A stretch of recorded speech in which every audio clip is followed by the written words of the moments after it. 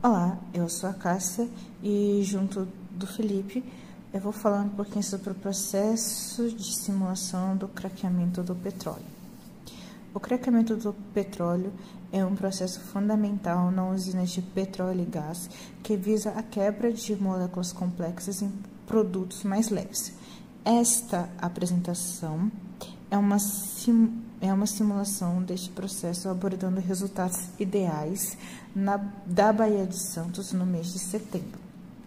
Para simular o processo de craqueamento, utilizamos esta imagem ao lado, juntos de artigos e o relatório de produção referente ao mês de setembro, tendo como base a usina de pré-sal. A vazão utilizada foi de 97,89 metros cúbicos por hora. A temperatura de entrada foi de 390 graus Celsius, que será elevada para uma temperatura de 745 graus Celsius no pressurizador, e a pressão de entrada foi de 17,14 bar. Bom, vamos lá. Como primeira parte, como o processo iniciado do craqueamento, nós quantificamos, né, com base na tabela que foi apresentada anteriormente sobre a porcentagem de concentração aqui, né, do dióxido de carbono, oxigênio, as frações molares aqui dos hidrocarbonetos muito encontrados no petróleo bruto. Ele vem já pré-estabelecido a 1 bar, 180 graus. 180 graus foi uma temperatura estimada para a saída dele, né, da Terra, já que ele está em alta temperatura e pressão lá embaixo, enquanto ele está subterrâneo, abaixo do oceano e tudo mais. E ele também já é pré-aquecido. Aqui foi estabelecido a vazão volumétrica que foi definida, né, de 97,89 metros cúbicos por hora. E esse petróleo bruto aqui, ele vai passar por um pré-aquecimento para chegar em 390 graus, para ter um gasto energético menor, porque depois disso ele vai passar por esse pressurizador. Aqui ele tem um aumento absurdo na pressão, ele chega em 17,4 bar, e consequentemente, por conta disso, né, seguindo as leis da termodinâmica, a temperatura também vai aumentar, já que a pressão aumentou e não teve alteração na massa nem no volume, e por isso a temperatura chega em 745 aqui.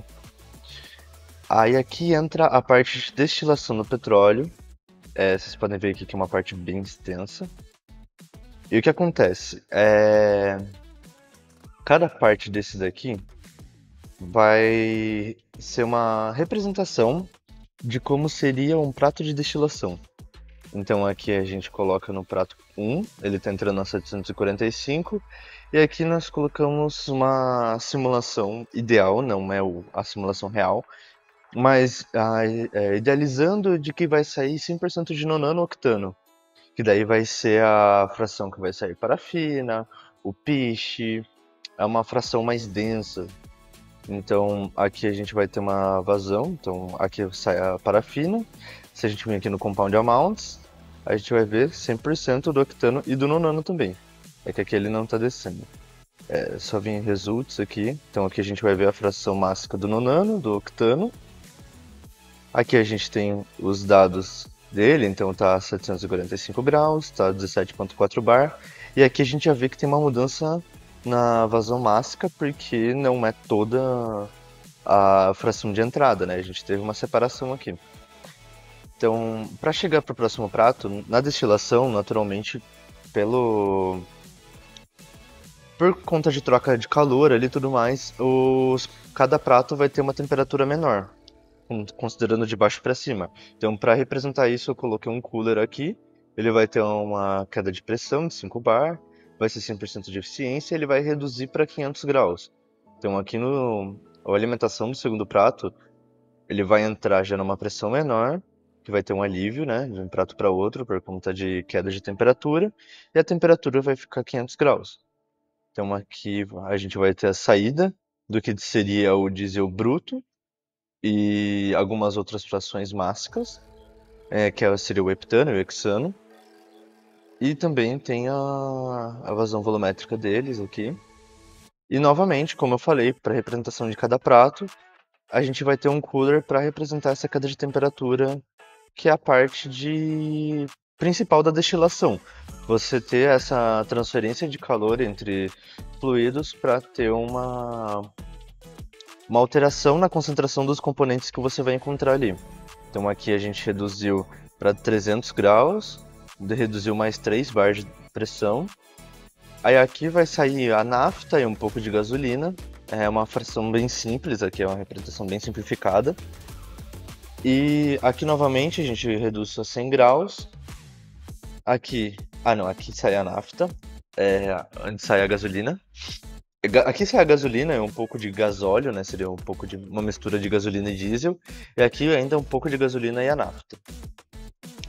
Aqui, se a gente vem aqui no compound amounts, a gente já vê que tem um petano, butano e propano, mas não é a fração principal, porque se a gente vir aqui, a gente consegue ver qual é a fração de separação que teve, né? A porcentagem.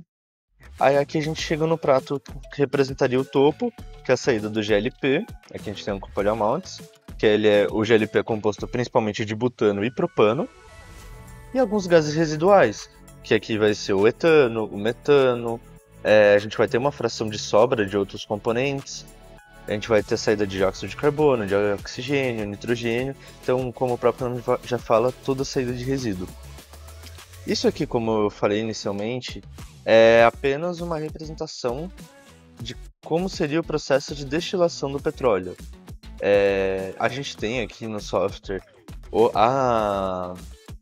a torre de destilação, mas para ter uma representação eficiente de como seria a separação aqui por base de cada prato, eu escolhi fazer utilizando o compound amount e o cooler para fazer a representação de cada prato que seria dentro da curva de destilação. Então, se eu venho aqui, por exemplo, aqui coluna, se eu puxar aqui, deixa eu só fechar isso aqui. Se olhar bem aqui, cada setor desse, eu representei ele